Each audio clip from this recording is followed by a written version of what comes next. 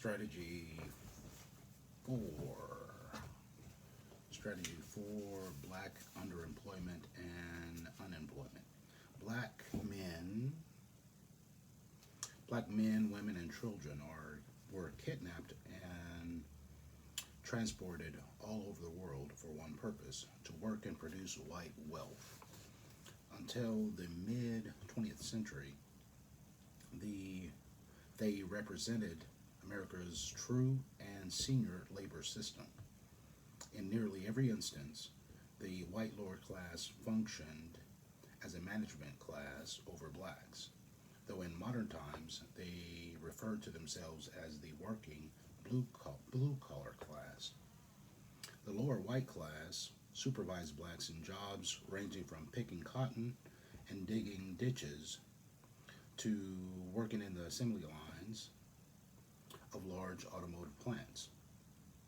The value of black labor has always been controlled by the white community. Since blacks had few employment alternatives, they were regulated to the dirtiest and hardest work. Blacks' high rates of underemployment and unemployment were reflections of their expendability. They lived by the rule of being the last hired and first fired. Analysis 1. Capitalistic democracies have historically accepted a certain level of unemployment as a necessary public good and permitted businesses to use unemployment as a device for maintaining low wages. The acceptable range of overall unemployment is typically 5%, while recent white unemployment rates rarely exceed 5%. The National Urban League's Hidden Unemployment Index estimates that the jobless rate among black adults is 4 to 5 times higher than the jobless rate among white adults. Meanwhile, more than 50% of eligible black youths can't find jobs. Though this systematic black unemployment criminalizes blacks and renders them non-competitive, neither the government nor larger society has demonstrated a willingness to use their vast resources to eliminate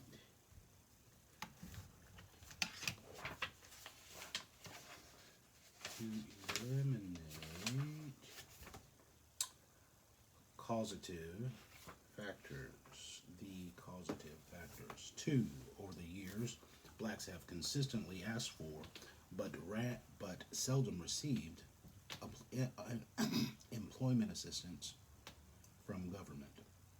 Following their 250 years of full employment as slaves, blacks asked that the government give each black family 40 acres and a mule.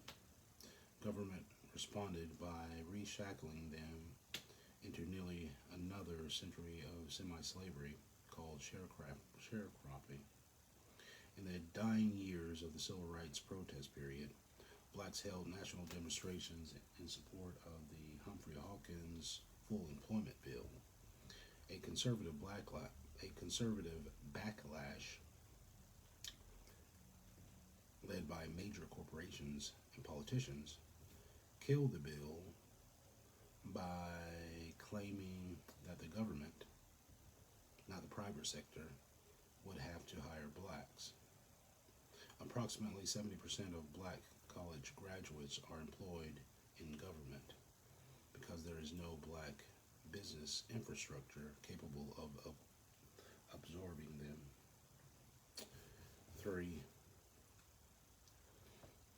Entrenched high unemployment is a direct result of the fragmentation within the black community. They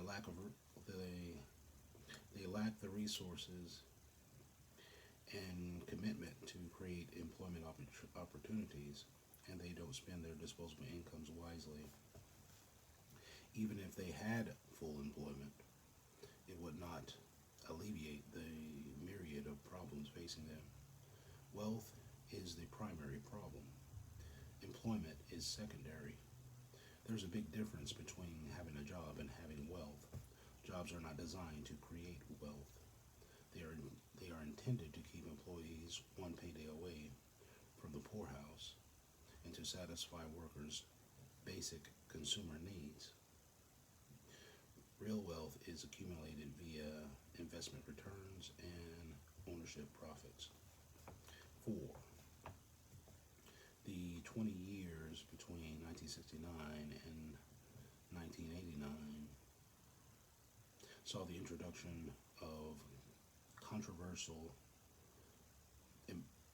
affirmative action policies supposedly to compensate black employees for past discrimination in the job market.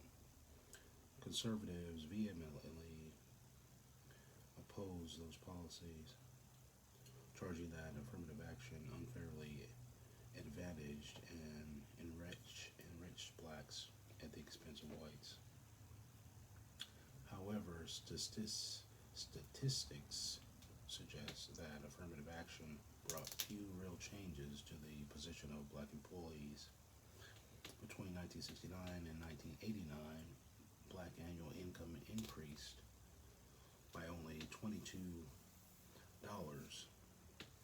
relative to white income. Moreover, from 1979 to 1989, overall black income increased by only $1. 5. Low-paying minimum wage jobs are more attractive to immigrants than blacks. Immigrants see these low-wage jobs as temporary stops on their way to a better life. It is a way of paying their dues. Blacks have paid nearly 4 centuries of dues, but they never had reason to be optimistic that a minimum wage job would lead them up the economic ladder. For them, those jobs were not temporary, they were permanent. Minimum wage jobs for blacks are a form of labor exploitation, a waste of brain power, and another cause of low self-respect.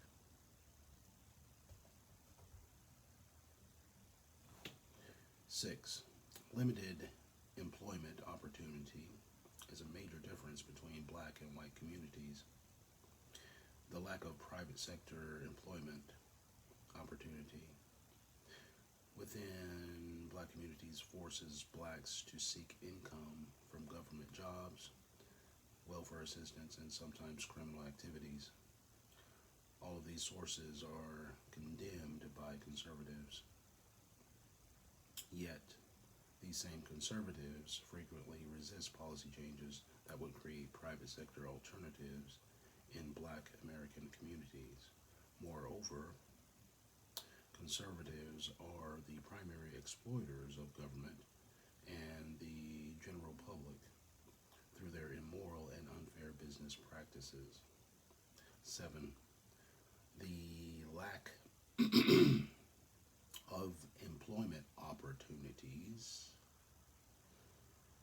in black America is not a temporary aberration. It is permanent and endemic. It must be resolved by black America because neither the government nor the larger society has incentives to create employment opportunities for blacks. 8. The black community suffers from brain drain. The best trained blacks depend upon whites to hire them. Though historically, they've had very little choice in employment options, it becomes racially self-defeating for blacks to devote their lives to professional careers in white businesses, in white communities, or in white-controlled government agencies. The 3-century-old national public policy on the use of blacks stipulated that blacks would serve as a labor force for creating wealth and comfort for whites. Little has changed because blacks are still cooperating with the policy. The concern that should be foremost in the minds of blacks is who's taking care of black businesses within the black community, while the best black brain power is taking care of the business of government and the larger community. Recommendations. 1. Blacks must accept and blacks must accept that nobody owes blacks jobs for full employment. Blacks must assume the burden of providing employment for their own people.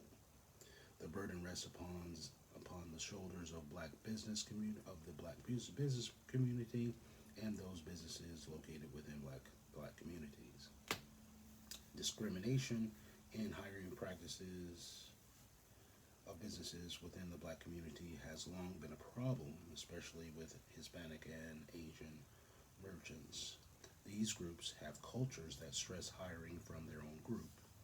They often hire people from their homeland, even for menial labor, before hiring blacks. That can remain their choice, but the black community must insist that these ethnic merchants reinvest in the community. 2. Blacks should initiate measures to halt the brain drain from their communities by creating employment, business opportunities, and incentives within black communities to attract and keep the best black minds within the community. With appropriate employment and business opportunities, the best black brain power could devote time, energies, and intellect to taking care of black communities. The handful of blacks working on Wall Street, or in corporate boardrooms does not represent group progress. These advances may help individual blacks, but do little for blacks as a race. If a large number of blacks who received business training sought to develop their own businesses in black communities, rather than seeking to integrate into white businesses, the wealth of blacks in America would expand beyond its stagnant 2% range. And it is likely that these businesses would be larger and more powerful than the mom and pop operations that currently make up the majority of black businesses. Strategy 5. Black and white psychosocial behavior patterns. Blacks have an domesticated, and integrated. Blacks have been acculturated, domesticated, and integrated, but never assimilated into white society. Assimilation is the process by which a minority group learns the values and norms of the dominant culture and is then absorbed into the dominant society. After 400 years, blacks have not been absorbed. The legacy of separation remains very strong. It is unlikely that whites will ever freely absorb blacks, regardless of how blacks conform to the cultural standards of white America. If conformity and acculturation were the key criteria for black assimilation, then the white society would have absorbed blacks years ago. Slavery and Jim Crowism were socializing and conditioning processes that stripped blacks of their sense of humanity and self-sufficiency. Blacks responded to these conditioning processes by developing behavior patterns that reflected a unique black personality. They were systematically rewarded for displaying behaviors that conform to white standards, especially those that help whites maintain their power and privileged positions. For example, black slaves were rewarded for helping white slaveholders to maintain control over slaves by informing on any activities among their fellow slaves that might have endangered whites. Though it may be uncomfortable for some to acknowledge, there are some blacks who are still selling Black America for personal gain. They clothe themselves in the uniform of the day. Sexism, conservatism, and the various other isms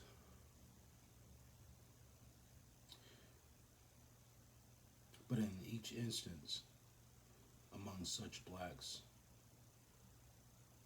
the welfare of the larger black community comes last, if it is considered at all. Analysis 1.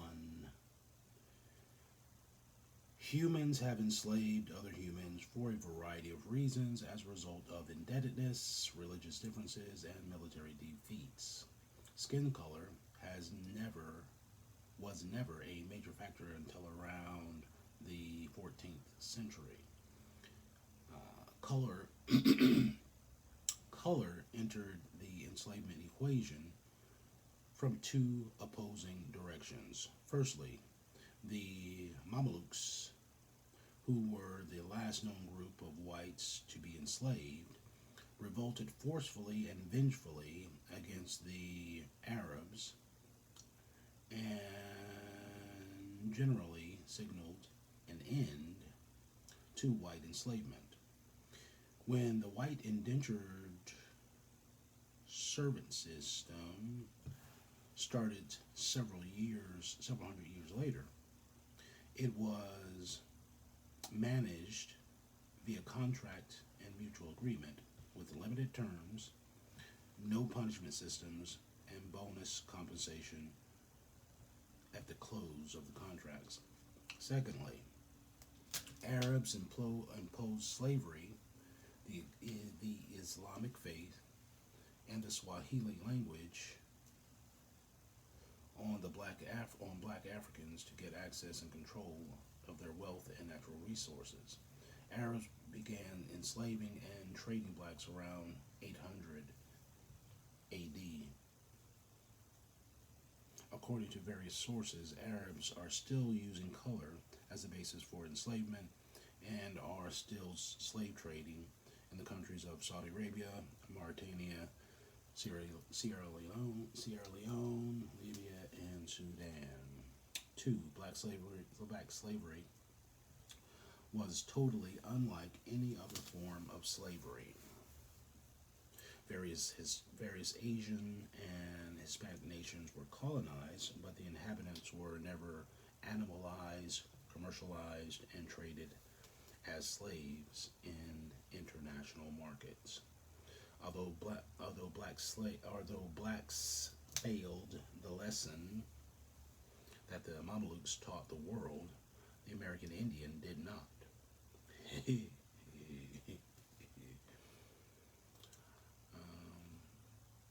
When European whites attempted to enslave the American Indians, the Indians simply refused to perform the role of slaves. Only blacks were branded as slaves for the world, and the explanation for that must be more than whites' loathing of black skin color. Only blacks were branded as slaves for the world, and the explanation for that must be more than whites' loathing of black skin color.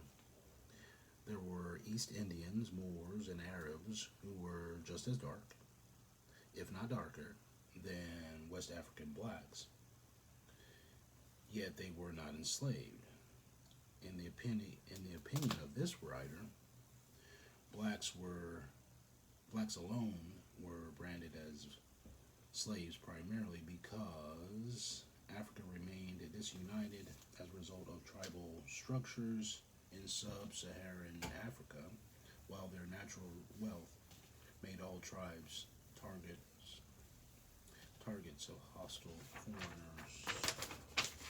Sub-Saharan Africans alone would submit to brutal slavery and a perpetual subordinate status.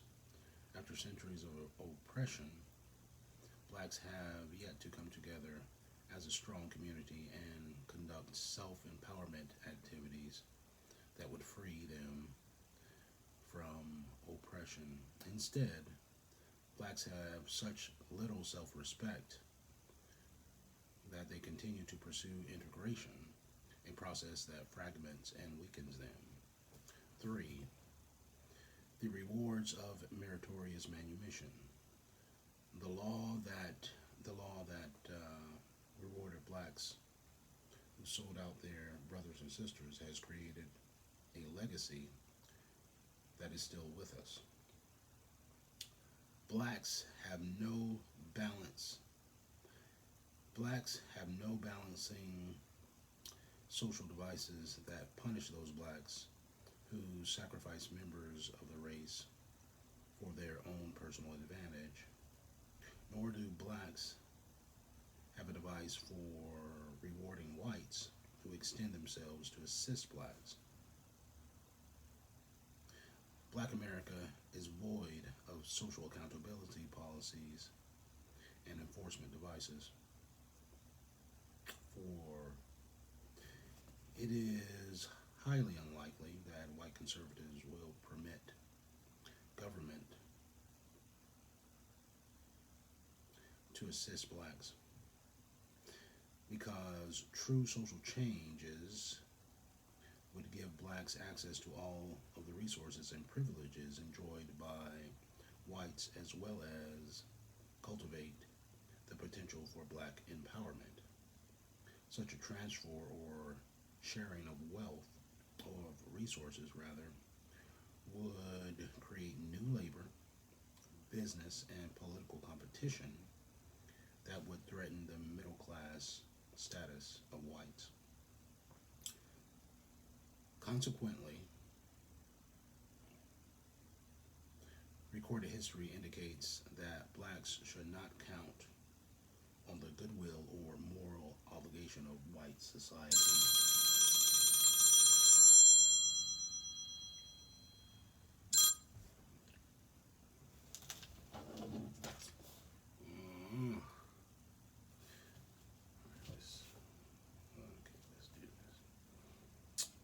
Since blacks made marginal gains in income and educational achievements in the 1960s, whites have grown increasingly callous and indifferent to blacks and their problems. They urge blacks to heal themselves, yet simultaneously block access to the resources necessary for such healing.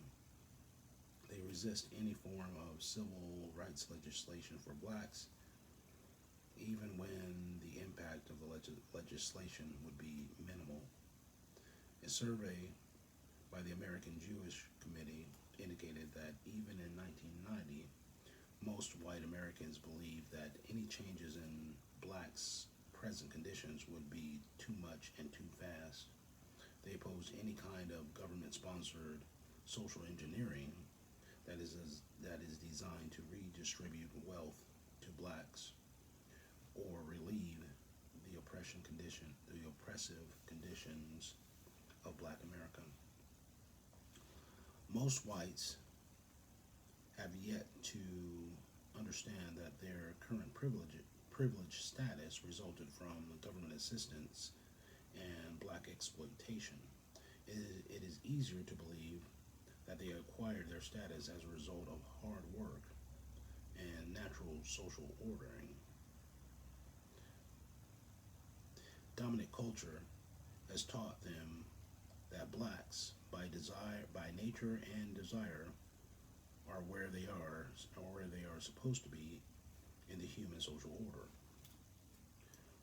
Though all whites do not have wealth and political powers, those who do, those who do not take comfort in their belief that those who have power will exercise. Okay, okay. Though all whites do not have wealth and political powers, those who do not take comfort in their belief that those who have power will exercise it in their favor at the expense of blacks. Though all whites do not have wealth and political powers, those who do not take comfort in their belief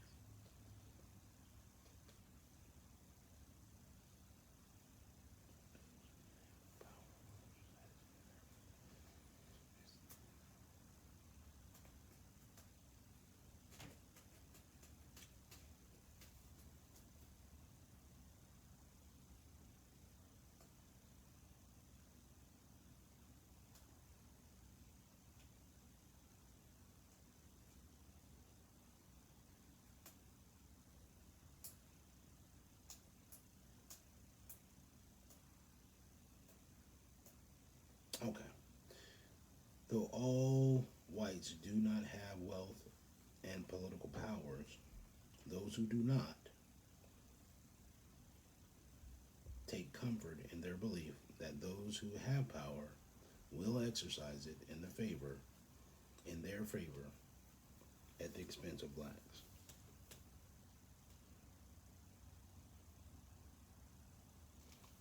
Many whites harbor six. Many whites harbor subconscious fears that blacks will acquire power and become economically competitive.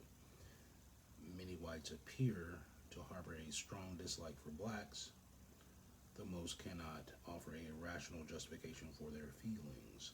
These feelings are so deep that for centuries whites have allowed into their society immigrants from countries that were formerly or are currently hostile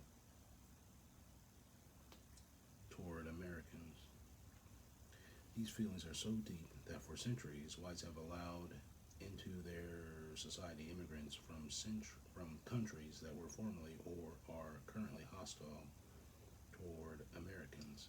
Surveys indicate that as much as 50% of adult whites prefer not to have blacks in their neighborhoods, schools, and churches.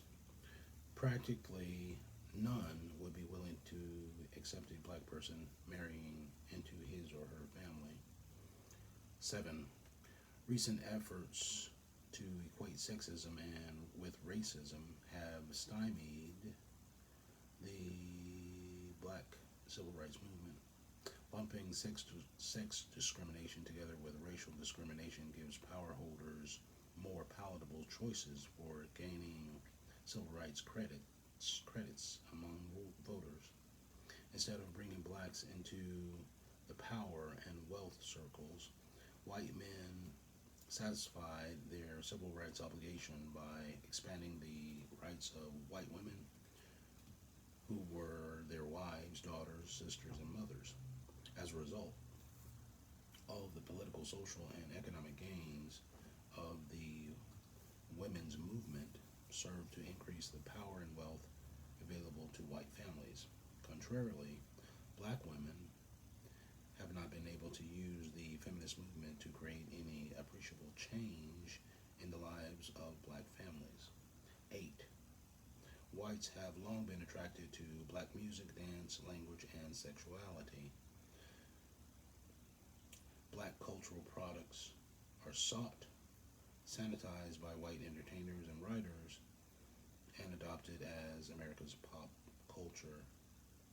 On the other hand, blacks have received neither cultural recognition nor increased wealth for their cultural products.